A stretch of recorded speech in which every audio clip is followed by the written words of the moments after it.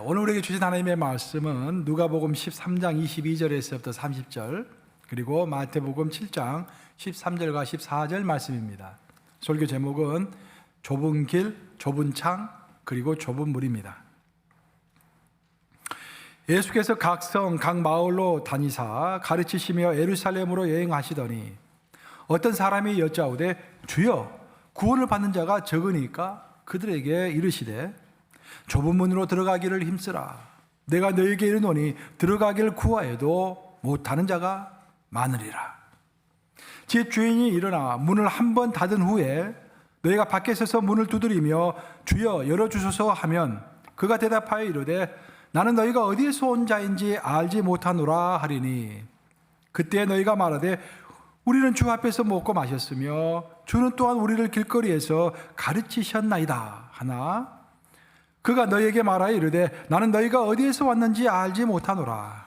행악하는 모든 자들아 나를 떠나가라 하리라. 너희가 아브라함과 이삭과 야곱과 모든 선지자는 하나님 나라에 있고 오직 너희는 밖에 쫓겨난 것을 볼 때에 거기서 슬피 울며 이를 갈리라. 사람들이 동서남북으로부터 와서 하나님의 나라 잔치에 참여하리니 보라 나중된 자로서 먼저 될 자도 있고 먼저 된 자로서 나중될 자도 있느니라 하시더라. 마태복음 7장 13절과 14절 합독합니다. 시작. 좁은 문으로 들어가라. 멸망으로 인도하는 문은 크고 그 길이 넓어 그리로 돌아가는 자가 많고 생명으로 인도하는 문은 좁고 길이 협착하여 찾는 자가 적음이라. 살으신 하나님의 말씀입니다.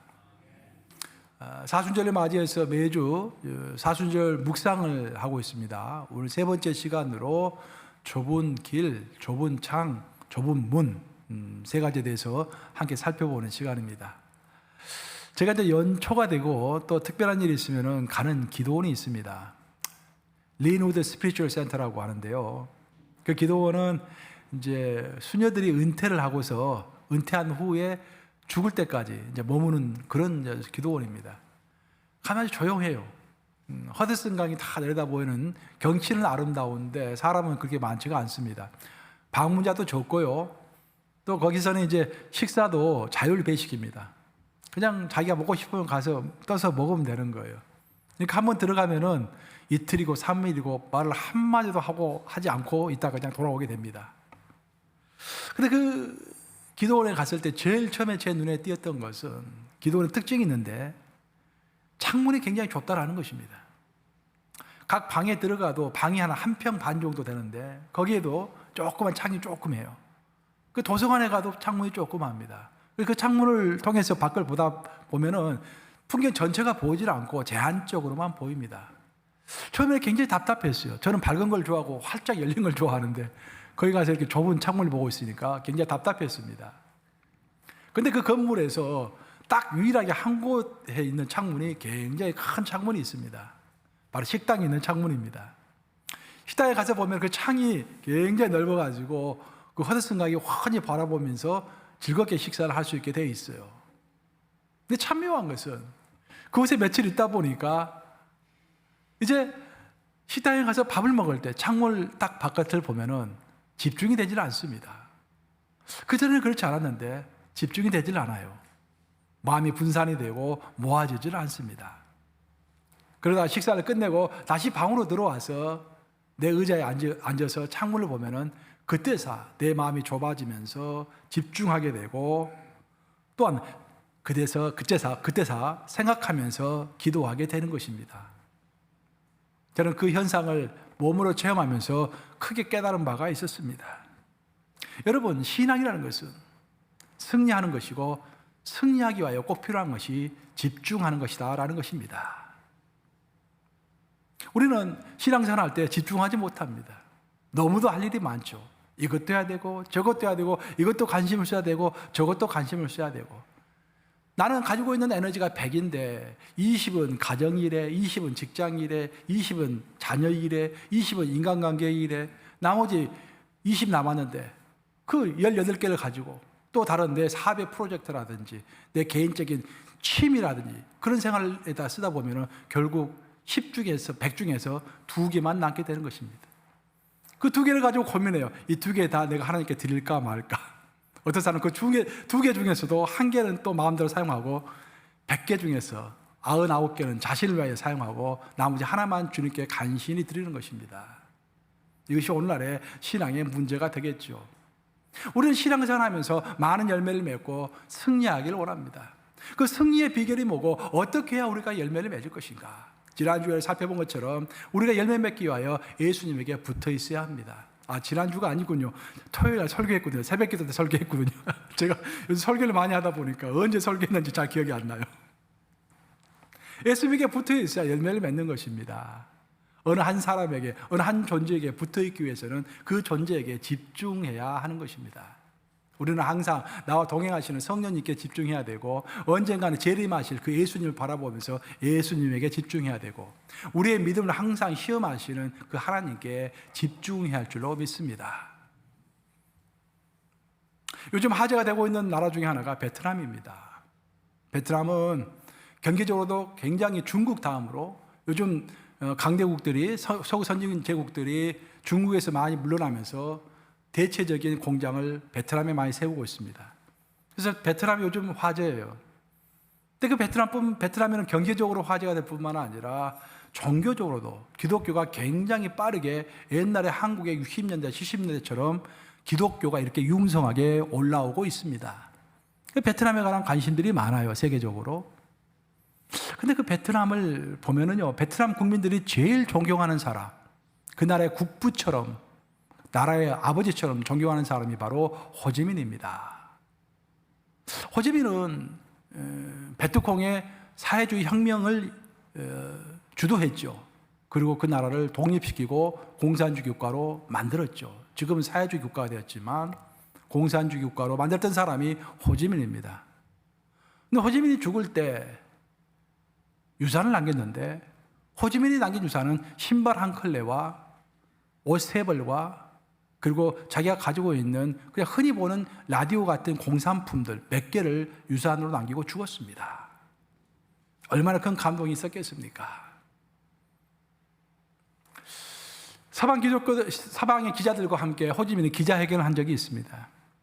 서방 기자가 호지민에게 물었습니다. 당신은 평생 결혼하지 않고 혼자 살았는데, 독신으로 살았는데, 아니 따르는 여자들이 많을 법도 한데 왜 독신으로 살았습니까? 웬만하면 이런 질문을 하지 않는데 서방 기자가 물어본 거예요. 왜 독신으로 살았는지. 호지민이 답변했습니다. 저는 베트남과 결혼했는데 굳이 또 다리 결혼할 필요가 뭐가 있습니까? 나는 베트남과 결혼했습니다. 그렇게 답변한 거예요. 세계 모든 사람들이 큰 감동을 받았습니다. 한 인간이 자기 나라를 사랑하되 이렇게 사랑하는구나. 저는 그 기사를 읽고서 내 마음속으로 이런 생각이 들었습니다. 우리 한국에는 호지민 못지않은 더 큰 애국자가 있다. 제가 박사학위 논문을 쓸 때 도서관에서 열심히 책을 읽다가 머리가 찡하고 막 으끈으끈 하면은요, 욱실욱실 하면은 그냥 이제 도서관에 있는 책들 이렇게 쭉 이제 둘러봐요. 이제 머리 쉬려고. 그때 쭉 둘러보면서 놀라운 사실이 뭐였냐면은 그 한국에 관한 섹터를 이렇게 쭉 살펴보다 보면은요, 이승만 박사에 관한 그런 미국 사람들이 쓴 논문들이 많다라는 것입니다. 박사학위 논문들이 많아요. 그래서 흥미로워서 그 중에 한 권을 빼서 제가 읽다가 그게 푹 빠져가지고 하루 종일 제 공부는 하지 않고 이승만 대통령에 관한 박사학위 논문을 제가 쭉 읽은 적이 있어요. 이런 이야기가 있습니다. 이승만 대통령이 스위스에서 열린 만국평화회의에 참여할 때 일이었어요. 그때 우리는 이제 일제 치하에 있었죠. 많은 사람들이 만국에서 온 사람들이 회의를 합니다. 그때 그 회의에서 타이피스트 일을 하고 있었던 사람이 프란체스카 여사입니다. 근데 스위스는 아름다운 곳이어가지고 월요일부터 금요일까지 열심히 회의를 하지만 토요일과 주일이 되면 많은 사람들이 스키복을 입고 전부 스키 타러 갑니다. 근데 그 많고 많은 사람 중에서 딱 한 사람만 호텔방에 머물러가지고 하루 종일 끔찍하지 않는 거예요. 그 사람이 승만이라는 사람이었습니다. 그래서 프란체스카 여사가 궁금하게 생각한 거예요. 아니, 토요일이 되고 주일이 됐는데도 왜 방 안에만 있을까, 이 사람이? 전화를 먼저 한 겁니다. 승만님, 시간 있어요? How about having a lunch with me? 그러니까 승만이가 Sure, why not? 해서 식사를 하게 된 거예요, 둘이 이제. 그 대화를 하기 시작한 겁니다. 한 번 만나고 두 번 만나고. 나중에 프란체스카 여사가 그런 고백을 했습니다. 내가 태어나가지고 한 인간이 자기의 조국을 사랑하는데 이렇게까지 사랑하는 사람은 내가 처음 봤다. 한 인간이 이렇게까지 자기 조국을 사랑할 수 있구나 라는 것을 그때서 내가 깨달았다. 그러면서 자기의 조국을 이렇게 사랑할 정도의 열정이 있는 사람이라면 한 여인도 이렇게 열정적으로 사랑하리라. 그렇게 생각하고 먼저 여자가 프로포즈 한 거예요. 그 시대에. 그렇죠? 참 저는 감동이었습니다. 뭐 한국에서는 이념적으로 이승만 대통령이 뭐 문제가 있다 해가지고 무덤을 파야 한다는 그런 소리도 있고 그러는데요. 저는 그런 이념에 관심이 없습니다. 저는 한 인간이 한 조국을 사랑하는 것. 그런데요, 성경을 읽어보면 그와 비슷한 이야기가 나옵니다. 고린도전서를 읽어보면 사도 바울이 사람들께 그렇게 이야기하고 있죠. 네가 결혼하지 않았느냐? 결혼하지 말라. 그렇죠? 내가 만약 결혼한다면은 신부는 어떻게 하면 내 신랑을 즐겁게 해줄까라는 것만 생각하고, 신랑은 어떻게 하면 내 신부를 즐겁게 해줄까라는 것만 생각하면서 내가 어떻게 하면 예수를 즐겁게 해줄까라는 생각을 하지 못하게 된다 그런 말이에요. 그래서 이미 결혼했거들랑 이혼할 필요까지는 없지만 아직 결혼하지 않았걸랑 결혼하지 말라라고 사도 바울은 권유하고 있는 것입니다. 참 어려운 이야기죠. 제가 이런 이야기를 쭉 들으는 이유는 뭐냐면은 결국 우리는 한 사람에게 집중해야 한다라는 것입니다. 호지민은 베트남에게 집중했고 이승만은 한국에 집중했고, 하지만 우리 믿는 기독인들은 누구에게 집중해야겠습니까? 예수 그리스도에게 집중해야 할 줄로 믿습니다. 우리의 예수를 사랑하는 그 사랑이 호지민의 조국을 사랑하는 그 사랑보다 못하다고 한다면 그것은 부끄러운 일입니다. 오늘 본문을 보시면은 예수님께서 예루살렘으로 가고 계셨는데 어떤 한 사람이 예수님에게 다가왔어요. 그리고 질문을 합니다. 예수님, 천국에 가는 자가 적습니까? 많습니까? 라고 물어본 거예요. 여러분 중에도 그런 질문들이 많습니다. 제가 유튜브를 자주는 보지 않는데 가끔 보면 그런 이야기 있더라고요. 아니, 천국에 가보면은 아니, 김 목사도 없고 반 목사도 없고 김 장로도 없고 무슨 장로도 없고 사람이 없다, 다 지옥에 있다, 그런 이야기가 많아요. 여러분, 그런 말에 현혹되지 마시기 바랍니다. 왜냐? 그것이 사실일 수도 있겠습니다만은 오늘 본문을 보시면은 어떤 한 사람이 와가지고 똑같은 질문을 한 거예요. 예수님에게. 예수님, 천국에 가는 자가 많습니까? 적습니까? 놀랍게도 예수님은 그 질문에 답변하지 않습니다. 왜? 인간에게는 그런 질문이 중요하죠. 누가 천국에 가는가? 얼마나 많이 천국에 가는가? 누가 지옥에 가는가? 얼마나 많이 지옥에 가는가? 그것은 인간이 궁금하게 생각하는 질문입니다. 하나님에게는 별로 중요치 않아요. 그래서 예수님은 엉뚱한 대답을 하십니다. 이렇게 대답하시죠. 너무 늦기 전에 좁은 문으로 들어가기를 힘써라. 키포인트는 너무 늦기 전에 라는 말입니다. 천국 문이 항상 열려있는 것이 아니니까. 천국 문은 언제 닫힙니까? 예수님이 재림하시면 닫히는 것입니다. 예수님의 재림은 우리가 아무도 알 수가 없어요. 언제 오는지. 도둑처럼 갑자기 온다고 했습니다. 그러니 누가 천국에 갈까? 누가 지옥에 갈까? 천국에 사람이 많을까 적을까? 그런 문제에 관심을 갖기 전에 나는 천국 문에 들어갈 합당한 사람인가? 내가 너무 늦기 전에 천국 문에 관한 준비를 하고 있지 않는 것은 아닌가? 라는 것을 염려하라고 오늘 본문에서 예수님이 말씀하시는 것입니다. 오늘 본문에 누가복음 13장 25절 말씀입니다. 한번 같이 읽어보겠습니다. 시작. 집 주인이 일어나 문을 한 번 닫은 후에 너희가 밖에 있어서 문을 두드리며 주여 열어주소서 하면 그가 대답하여 이르되 나는 너희가 어디에서 온 자인지 알지 못하노라 하리니. 집 주인은 우리 하나님입니다. 또 우리 예수님입니다. 성삼위 하나님이시죠. 그 집 주인이 천국 문을 항상 열어놓는 것이 아니라 천국 문을 닫을 때가 있다는 것입니다. 천국 문이 한번 탕 하고 닫히면은 그 다음에는 다시 열리지 않는다라는 것입니다. 언제 갑자기 닫힐지 모르는 천국 문을 의식하면서 항상 깨어 있으라는 그런 말씀을 우리에게 해주고 있는 것입니다. 오늘 본문을 자세히 읽어보면은 23절에 보면은 구원을 받을 자라는 표현이 나옵니다. going to be saved라고 영어 표현으로 되어 있죠. 미래 시제로 되어 있습니다. 앞으로 구원받을 자가 있는 거예요. 그런데 그 다음 절에 24절에 나오는 힘쓰라, 좁은 문으로 들어가기를 힘쓰라라고 했을 때 힘쓰라라는 단어는 현재형입니다. 굉장히 의미가 있습니다. 왜 구원을 미래형으로 쓰고 있는 것일까? 물론 우리는 예수님을 주와 그리스도로 영접할 때 우리가 구원의 확증을 지금 현재 갖게 되는 것입니다. 하지만 그 구원의 완성은 우리가 천국문 안에 들어갔을 때 그때서 구원의 완성이 이루어지는 것입니다. 구원의 확증은 우리에게 허락된 일이지만 구원의 완성은 오직 하나님만이 하시는 일입니다. 우리가 천국 안에 들어갔을 때 내가 구원을 받았구나 하는 구원의 완성이 이루어지기 때문에 그런 의미에서 구원은 미래형인 것입니다. 그래서 오늘 예수님께서 하신 말씀이 그 미래형의 구원을 향하여서 너는 현재 여기에서 깨어서 좁은 문으로 들어가기 힘쓰며 좁은 창을 바라보며 집중하며 그리하여 좁은 문을 통과해라 라는 그 놀라운 말씀을 우리에게 해주고 있는 것입니다. 그런데 오늘 본문을 자세히 보면은 예수님이 지적하신 심각한 현상이 하나가 있는데 그것은 어떤 사람들은 구원의 완성을 이루지도 못했으면서도 이미 자기가 구원의 완성을 이룬 것처럼 착각하면서 게으른 신앙생활을 하는 사람들이 있다는 것입니다. 사실 오늘 본문은 그런 사람들을 위해서 예수님이 쓰신 것입니다. 예수님이 말씀하신 것입니다. 구원의 완성을 이루지 못했다고 한다면 우리 그 구원의 완성을 기다리면서 예비신부로서 그 어린 잔치 혼인잔치를 기대하면서 천국 안에 들어갈 것을 기대하면서 열심히 신앙생활을 해야 할 터인데 이미 나는 구원을 다 받은 것처럼 구원의 완성을 이미 다 이룬 것처럼 안이하게 신앙생활을 하는 사람들이 있다는 것입니다. 누가복음 13장 26절과 27절 말씀입니다. 오늘 본 말씀 한번 같이 읽어보겠습니다. 한번 띄워보시기 바랍니다. 누가복음 13장 26, 27절 시작. 그때 너희가 말하되 우리는 주 앞에서 먹고 마셨으며 주는 또한 우리를 길거리에서 가르치셨나이다 하나 그가 너희에게 말하여 이르되 나는 너희가 어디에서 왔는지 알지 못하노라.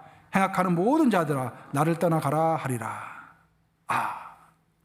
여러분 이 구절을 잘 이해하셔야 돼요. 왜냐하면 이 말씀을 하시기 위하여 예수님이 좁은 길, 좁은 문을 이야기하신 것입니다. 자, 청문이 딱 닫혔어요. 그랬더니 어떤 사람들이 청문을 두드리는 사람들이 있었다는 거예요. 그러면서 주여 우리도 천국문 안에 들어가게 해 주시옵소서 라고 외치는 거예요. 그랬더니 천국문 안에서 예수님 말씀하십니다. 너희가 누구냐? 난 도무지 너를 알지 못하겠다. 그때 그 사람들이 깜짝 놀라가지고 예수님 나를 모르시다니요. 나와 함께 먹고 마시지 않았습니까? 예수님 저에게 가르쳐 주시지 않으셨습니까? 성경 공부를 저에게 가르쳐 주셨잖아요. 저를 모르다니 그게 말씀이 되는 것입니까? 그렇게 말하는 거예요. 보통 일이 아닙니다. 예수님이 건망증을 가지신 걸까요? 잠시 잊으신 걸까요? 아닙니다. 천국문 안으로 들어가지 못하는 사람들이 예수님을 안다라는 것과 예수님이 그 사람을 안다라는 것에 그 인식에 갭이 있는 것입니다. 바로 여기서 형식과 진심의 문제가 대두가 되는 것입니다. 최근에 제가 신문을 읽어보니까 한국에서 신임 대통령과 이제 부임할 어떤 대통령 당선자와 현재 대통령이 만나가지고 식사를 했다라고 해가지고 뭐 신문에 크게 나왔더라고요. 근데 그 식사가 뭐 오랫동안 이루어지지 않았다면서요. 그래가지고 말썽이 많았다고. 드디어 식사를 했다라고 이제 좋은 일이다 이렇게 막 신문에 나왔더라고요. 근데 어떤 이 컬럼니스트가 이렇게 써놨더라고요. 읽어보니까. 근데 그 식사가 크게 문제가 있다. 왜냐? 독대를 하지 않았다라는 거야. 독대를. 긴밀한, 은밀한 독대가 없는 식사였다. 이런 식사는 없었다. 이 대통령 당선자와 기존의 대통령이 식사하는 자리에서 독대가 없었던 식사는 없었다. 근데 이분이 유일하게 독대가 없는 식사였다. 그런 말이에요. 독대가 없었다라는 그런 말은 뭐냐면은 그 식사의 내용이 형식적이었다라는 거예요. 그 옆에 비서실장들 다 했고 기자들 다 했는데 무슨 비밀스러운 이야기를 하겠습니까? 굉장히 형식적인 이야기만 나누고 끝이 난 것이죠. 바로 예수님은 그것을 이야기하신 것입니다. 예수님 왜 그들을 모른다고 하셨을까? 같이 먹고 마셨어요. 근데 왜 모른다고 하셨을까? 그들은 먹고 마셨지만 예수님과 은밀한 독대를 한 적이 단 한 번도 없는 것입니다. 그렇죠? 대중 속에 섞여서 같이 식사를 했을 뿐이지 예수님을 내가 개인적으로 만난 적이 없는 것입니다. 사랑하는 여러분, 우리의 신앙생활이 바로 그럴 수가 있습니다. 우리는 어떤 신앙의 틀 속에서 신앙생활을 합니다. 오늘 주일이 되면 예배에 나오죠. 주일 예배 나서 예배 드리고, 새벽이 되면 새벽 기도 나서 새벽 예배를 드리고, 성경 공부할 때는 성경 공부를 하고, 또 우리 소그룹 모임을 할 때는 울림가족 모임으로 소그룹 모임을 가집니다. 그리고 우리 각 부서에 속해가지고 각 부서에서 열심히 일을 합니다. 그리고 우리는 생각해요. 나는 어떤 틀 속에 있다. 신앙의 틀 속에 있으니까 당연히 예수님은 나를 아실 것이고 나는 이미 구원받았다라고 착각하는 수가 많다라는 것입니다. 그것을 예수님은 오늘 본문에서 이야기하시는 거예요. 아울러 오늘 본문을 보시면은 그렇게 이야기했죠. 예수님이 나를 가르쳤지 않습니까? 나를 가르치시고 나서 왜 나를 모른다고 하십니까? 물론 예수님이 가르치셨죠, 그들을. 근데 놀라운 것은 뭐냐면은 예수님은 내가 내게 교훈을 주었다라는 것에 방점을 두는 것이 아니라 그 교훈을 받은 자, 설교를 들은 자, 예수님의 말씀을 들은 자가 반응을 했느냐 하지 않았느냐에 훨씬 더 큰 방점을 두시는 것입니다. 많은 사람들은 그렇게 이야기를 해요. 목사님 설교에 은혜 받고 싶습니다. 감동받고 싶습니다. 물론 잘못된 이야기는 아닙니다.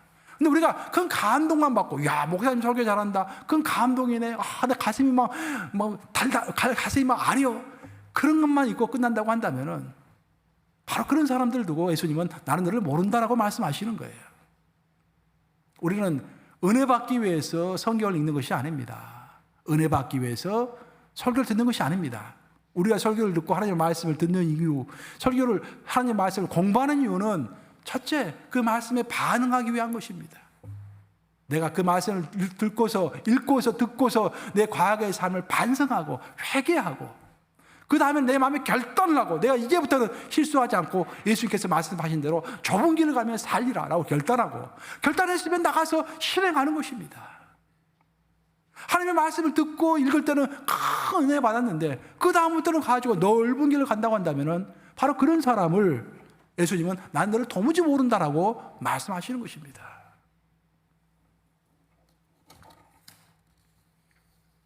예수님은 계속해서 말씀을 이어가십니다. 우리가 29절 볼 차례죠. 29절과 30절 한번 보겠습니다. 뭐라고 말씀하셨는지 읽어보겠습니다. 시작. 사람들이 동서남북으로부터 와서 하나님의 나라 잔치에 참여하리니 보라, 나중된 자로서 먼저 될 자도 있고 먼저 된 자로서 나중될 자도 있느니라 하시더라. 사랑하는 여러분, 신앙생활을 할 때 가장 조심해야 할 것 중에 하나가 착각을 하는 것입니다. 사실 우리가 건강도 염려하고 경제도 염려하는데요, 많은 사람들이 염려하는 것이 주로 이제 건강과 경제적인 것을 염려하죠. 하여튼 그런 것들은 잠깐 착각을 해도 큰 문제 없습니다. 다시 복구할 수 있습니다. 여러분들 순간적으로 경제적인 판단을 잘못해가지고 여러분의 비즈니스가 잘못됐다고 할지라도 다시 노력하면서 열심히 하면은 또 복구가 됩니다. 그렇죠? 여러분의 건강 관리를 잘못해가지고 건강이 좀 무너졌다고 할지라도 다시 정신을 차리고 열심히 자기 몸을 보살피면 또 복구가 됩니다. 그런데 구원은 그렇지 않습니다. 구원받지 못하면은 또 한 번의 복구는 없이 영원한 지옥 가운데 우리가 있게 되는 것입니다. 얼마나 중요한지 모릅니다. 우리가 안달을 하면서 있는 돈을 다 바쳐서, 있는 시간을 다 바쳐서 건강을 위하여 몸부림을 칩니다. 이 의사를 찾아가고 저 의사를 찾아가고 좋은 음식이 뭔가 유튜브를 뒤지면서 노력도 합니다. 그래서 우리가 연장할 수 있는 시간이 많으면 10년, 적으면 며칠 더 오래 살다가 죽는 것입니다. 근데 여러분들이 신앙생활에 대해서, 구원에 대해서 오해를 하면은, 착각을 하면은 그 착각과 오해는 여러분의 영원한 생명을 위태롭게 하는 것입니다. 얼마나 중요한지 모릅니다. 우리 예수님은 말씀하시기를, 우리가 예수님을 주와 그리스도로 영접하면은 우리는 이미 구원의 확신을 얻게 됩니다. 하지만 예수님은 말씀하시기를 not yet, 아직까지는 너에게 구원이 완성이 이루어지지 않았다. 그러니 구원받은 자는 구원의 확신을 가지고 성화의 과정, 즉 예수님을 닮아가는 과정을 열심히 거쳐야 한다. 그러고 나서 내가 천국문 안에 들어갔을 때 우리 하나님께서 요한계시록 읽어보면 두 가지 책이 있다고 했죠. 생명책과 행위책이라고 했습니다. 생명책을 통하여서 내가 구원을 받은 사람인지 거기서 확증을 하고 구원의 완성이 이루어지며, 아울러 내가 했던 모든 행위들, 그 행위들이 하늘의 행위책에 기록되어 있다고 했습니다. 한 명 한 명 앞에 행위책들이 있다고 했습니다. 내 행위책이 따로 있고 여러분의 행위책이 따로 있는 것입니다. 거기에 우리의 모든 행동이 다 적혀 있어요. 그때 하나님 앞에 섰을 때 그 행위책을 같이 보면서 우리의 인생을 다시 돌아볼 때 우리가 기쁘겠습니까? 아니면 슬프겠습니까? 만약 내가 남몰래 선행을 많이 했다고 한다면 하나님의 몸된 교회가 어려울 때 내가 아파 생각하면서 교회를 열심히 뒤에서 남몰래 돕고 헌신하고 그렇다고 한다면 하나님이 얼마나 칭찬해 주시겠습니까?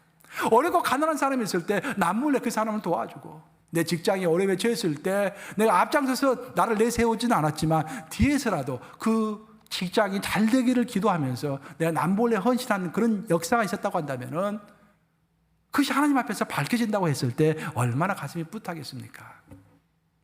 정반대로 교회가 어려울 때, 힘들 때 뒤에서 교회를 욕하고 교회를 분란시키고 교회를 어렵게 하고, 직장이 어려울 때 사장을 어렵게 하고 직장들을 분리시키며 난동을 부리게 하고, 가난한 사람과 고아와 과부가 있었을 때 눈을 감고서 그 길을 걸어갔을 때 그런 것들이 하나님 앞에서 다 밝혀질 때 우리의 마음이 얼마나 부끄럽겠습니까? 예수님 오늘 말씀하십니다. 먼저 된 자로서 나중 될 자가 있다. 신앙의 착각을 하면서 이미 우리가 구원을 먼저 받았을지라도 신앙의 착각 가운데 있으며 한순간, 우리 모든 인생은 한순간을 위한 인생입니다. 그 한순간이라는 것은 하나님의 심판대 앞에서는 그 한순간이죠. 그 한순간에 하나님의 칭찬을 듣기 위하여 착하고 충성된 종아 잘하였다라는 그 칭찬 듣기 위하여 우리가 인생을 살아가고 있는 것입니다. 출애굽기를 읽어보면 이스라엘 백성들은 약속의 땅이라고 하는 소망이 있었습니다. 그 약속의 땅을 향하여 걸어가고 있었습니다.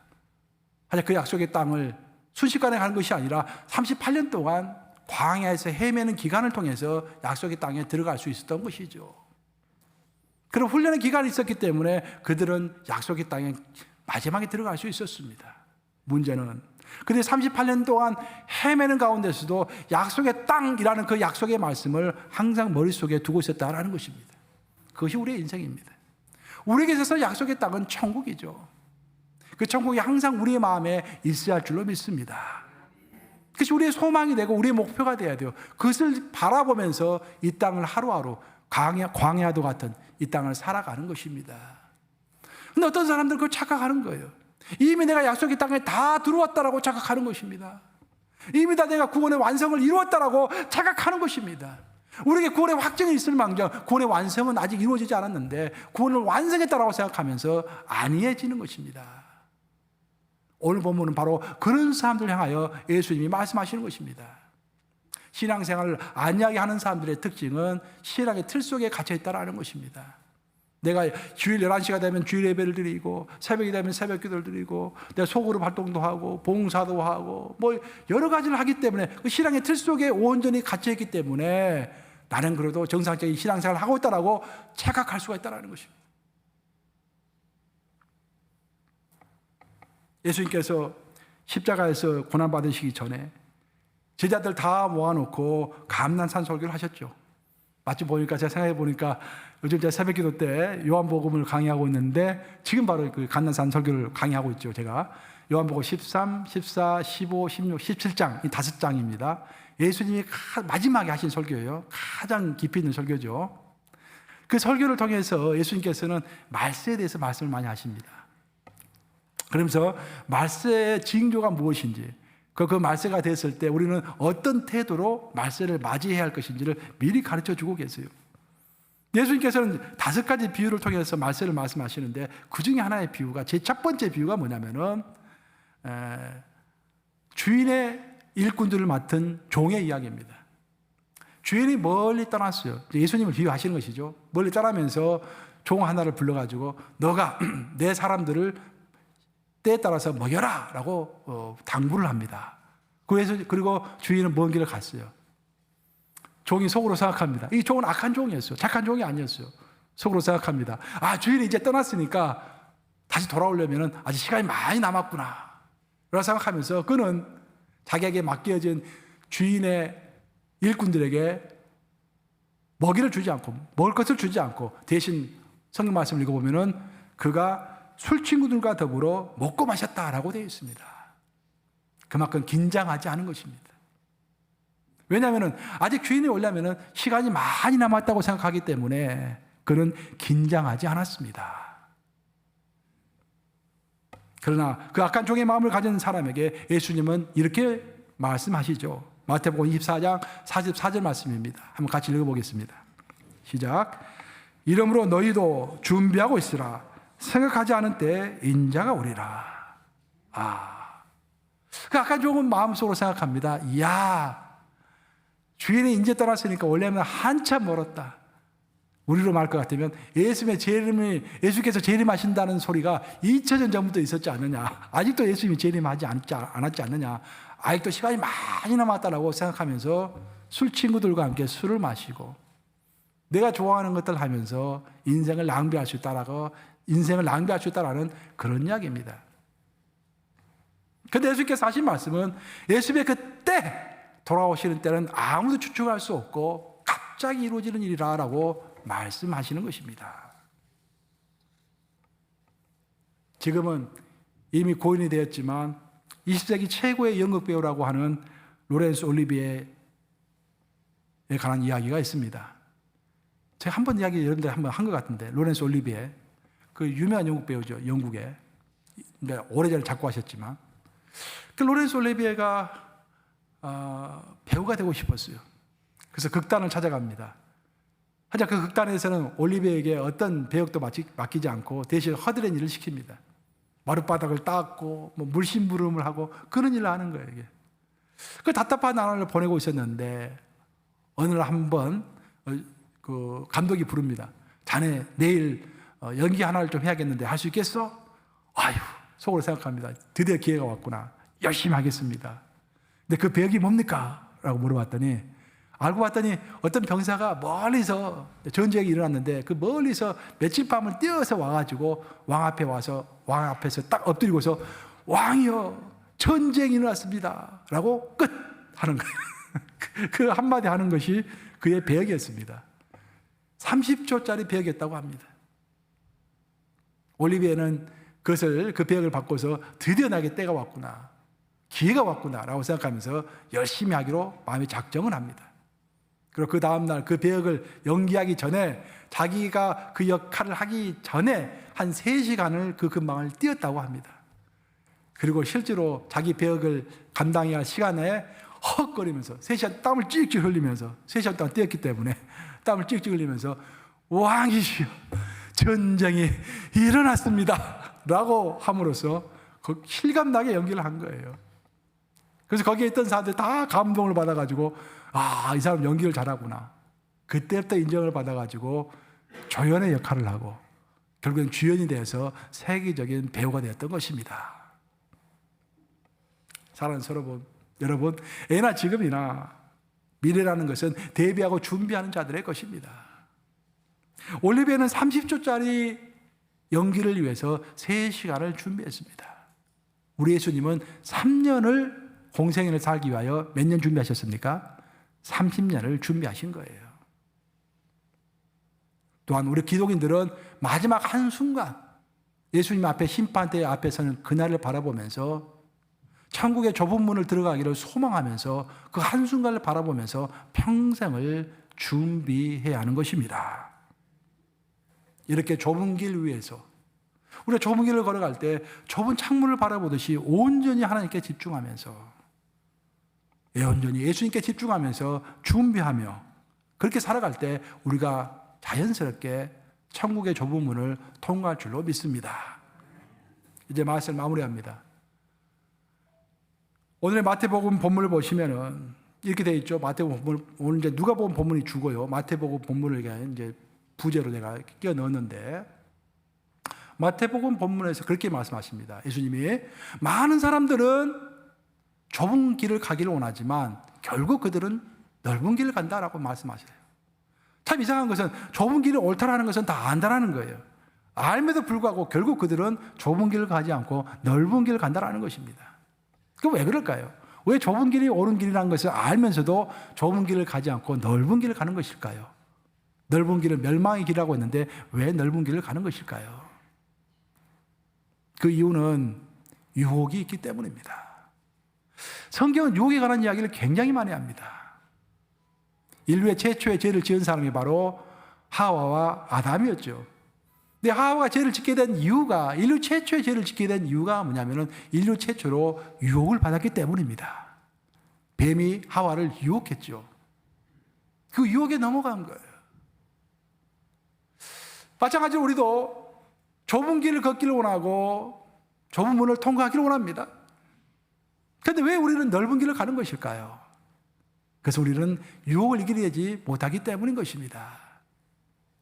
좁은 길을 걸어가려고 애쓰는 우리들에게 성경은 이렇게 이야기하죠. 사랑하는 아들아, 사랑하는 딸아, 유혹이 없는 것은 없단다. 어디를 가든지 유혹은 있는 것이란다. 다만 유혹을 극복하는 사람이 있고 유혹을 극복하지 할 수 없는 사람이 있을 뿐이란다. 어느 교회를 가든지 유혹이 다 있습니다. 어느 직장에 가든지 유혹이 다 있습니다. 어느 가정이든지 유혹과 싸움이 있을 수가 있습니다. 문제는 그곳에 유혹이 있고 싸움이 있다는 것이 문제가 아니라 내가 그 유혹을 이겨낼 수 있고 그 싸움에서 진정 그리스도의 방법으로 승리할 수 있는가라는 것이 문제가 될 줄로 믿습니다. 오늘 본문에서 예수님이 말씀하신 먼저 된 자로서 나중 될 자, 그것은 바로 먼저 됐지만 나중 된 자는 유혹을 이기지 못하고 넘어진 자입니다. 성경을 보면 참 안타까운 이야기들이 있어요. 사도 바울이 디모데 후서를 겪고 나서 얼마 있지 않아서 참수형, 목이 잘리는 그런 형을 받고 죽었죠. 그러면서 자기가 이제 하고 싶은 이야기를 고린도 후서에 다 써놓고 있는 거예요. 디모데후서죠, 디모데후서. 디모데후서를 읽어보면은 사도 바울이 하고 싶은 진짜 힘중에 있는 이야기가 개인적인 감정들이 다 쏟아져 나와 있습니다. 디모데후서가 참 진중한 글이에요. 솔직한 글입니다. 거기에 뭐라고 써놓고 있습니까? 사도 바울이 내 많고 많은 제자 중에서 데마라고 하는 수제자가 있었다. 내가 참 그 제자를 사랑했다. 근데 그 제자가 세상을 사랑해서 나를 버리고 세상으로 갔다라고 써 있죠. 가룟 유다는 어떻습니까? 여러분, 가룟 유다를 나쁜 사람으로 생각하는데요. 가룟 유다는 열성당원이었습니다. 패셔네이트. 열성당원의 뜻이 뭐냐면은 오늘날 말 것 같으면은 독립운동가입니다. 독립운동가. 굉장히 숭고한 뜻을 가진 사람이에요. 자기 나라를 그렇게 사랑한 사람입니다. 로마의 압제에서부터 자기 나라를 구원하기 위하여 자기 몸을 바치고자 했던 그런 거룩한 사람입니다. 근데 그자가 은 30냥에 유혹을 받아서 예수님을 배반하게 되는 것입니다. 우리가 좁은 길을 가기 위해서 꼭 매심해야 할 것은 우리 삶에 항상 유혹이 있다는 거예요. 그 유혹이 우리로 하여금 좁은 길을 가지 못하게 한다는 것입니다. 그리고 특별히 유혹은 평온과 안정의 시기에 찾아온다는 거예요. 이제서 나는 고생이 다 끝났다. 이제 좀 편안하게 살아야겠다라고 생각하는 그 순간부터 유혹은 곧바로 여러분들에게 찾아오는 것입니다. 우리 죽는 그 순간까지 평안이라는 것은, 안정이라는 것은 있을 수가 없습니다. 왜? 항상 우리 주변에는 사탄이 으르렁거리는 사자처럼 우리 주위에 있기 때문에. 다윗은 평생을 거쳐서 하나님의 인정을 받았던 사람인데 그가 이제는 전쟁도 끝나고 나라의 영토도 완전하고 궁궐도 크게 지어놨고 이제는 다 끝났다. 이제는 평화로운 삶을 살겠다라고 외치면서 군사들은 다 전쟁을 하러 나갔는데 홀로 궁궐에 남아서 비단 옷을 입고서 궁궐의 지붕 위를 거닐었을 때 바로 그때 바세바를 왔던 것입니다. 여러분들이 나는 이제 평안한 때가 되었다. 이제부터 좀 쉬어야겠다라고 생각하고 있다고 한다면은 그때가 바로 유혹의 시작인 것입니다. 두 번째, 유혹과 관련해 가지고 여러분들이 꼭 알아야 할 것은 유혹은 끈질기다라는 것입니다. 사탄은 우리가 유혹이 왔을 때 한 번은 이겨낼 것을 압니다. 두 번째도 이겨낼 것을 압니다. 하지만 세 번째는 넘어질 것을 잘 알기 때문에 사탄은 포기하지 않는 거예요. 제가 지난주에 들릴라 이야기를 했죠. 들릴라는 쉬지 않고 삼손을 유혹했습니다. 하지만 삼손이 첫 번째도 넘어가지 않고 두 번째도 넘어가지 않았어요. 하지만 들릴라는 포기하지 않고 계속해서 삼손을 괴롭힙니다. 성경을 읽어보면 그렇게 되어 있어요. 날마다 그 말로 그를 재촉하여 조름해 삼손의 마음이 번뇌하여 죽을 지경이라. 그 유혹이 얼마나 심한지 하도 재촉하고 하도 조르고 하도 유혹하니까 삼손이 드디어 견디지를 못하고 자기 비밀을 다 발설해 버린 것입니다. 그리고 자기 머리가 밀린 것이죠. 유혹과 관련해서 마지막으로 세 번째, 정말로 여러분들이 기억해야 할 것은 믿는 자는 유혹보다도 훨씬 더 중요한 것에 붙잡혀 있어야 한다는 것입니다. 요셉은 애굽으로 끌려가서 많은 유혹을 받았습니다. 보디발의 아내의 유혹도 있었고 제수들의 유혹도 있었고 많은 유혹이 있었습니다. 하지만 요셉에게는 아주 중요한 것이 그 마음의 중심에 있었습니다. 그것은 뭐냐면 자기가 어렸을 때 하나님께서 꿈으로 보여주신 자신의 미래에 관한 그 꿈 내용이었습니다. 그 꿈이 항상 요셉의 마음속에 있었던 거예요. 그 꿈이 있었기 때문에, 너무나도 소중한 꿈이 있었기 때문에, 그 미래에 관한 소망이 있었기 때문에 그 어떤 어려움이 오고 유혹이 온다 해도 다 이겨낼 수 있었던 것입니다. 사랑하는 여러분, 그럼 우리 믿는 기독인에 있어서 절대로 뺏길 수 없는 최고의 꿈은 어떤 꿈이겠습니까? 천국의 꿈이겠죠. 천국의 꿈. 그것이 확실하게 자리 잡고 있어야 하는 것입니다. 정리하면은 우리가 좁은 길을 걸어가려고 해도요, 유혹이 우리를 가만히 두질 않습니다. 계속 괴롭힐 거예요. 하지만 우리가 그 유혹을 다 이겨내고 기어이 좁은 길을 마치고 천국의 좁은 안으로 들어가려면은 천국에 관한 소망이 마음속에 깊게 자리 잡고 있어야 할 줄로 믿습니다. 이 말씀 명심하심으로 좁은 길을 걸어갈 때 좁은 창을 보듯이 집중하심으로 기어이 좁은 문을 통과하시는 여러분들이 또 제가 되기를 주님의 이름으로 축원합니다. 기도하셨습니다. 좋으신 아버지, 좁은 문, 좁은 창, 좁은 길 통하여서 중요한 교훈 주신 거 감사합니다. 우리로 신앙의 착각이 오게 해주시고 구원의 완성이 이루어지는 그날까지 항상 겸손하게 주님의 말씀을 청종하면서 깨어서 주의 뜻대로 살아가는 저희들 될 수 있도록 아버지 도와주시옵소서. 우리 약하오니 좁은 길을 갈 때 불쌍히 여기시사 성령 하나님 저희를 도와주시고 우리가 갈 길을 다 마치고 주님 앞에 심판 앞에 섰을 때 착하고 충성된 종아 정말 잘했다 라는 칭찬 들을 수 있는 저희가 될 수 있도록 저희들 불쌍히 여기시고 걸음걸음마다 인도하여 주시옵소서. 사순절을 통하여 우리의 기도가 깊어지고 넓어지고 주 앞에서 높아지기를 소원하고 원합니다. 주님, 신앙의 형식의 틀에 갇혀있는 저희들이 아니라 예수님을 독대하는 저희들 될 수 있도록 도와주시옵소서. 친히 예수님과 긴밀하게 대화 나누는 저희들이 되어서 행여나도 내가 너를 모른다라는 그런 이야기 듣지 아니하도록 개인적으로 주님을 깊이 만나는 우리 각자가 될 수 있도록 우리의 삶을 이끌어 주시옵소서. 예수 그리스도를 받들어 기도합니다. 아멘.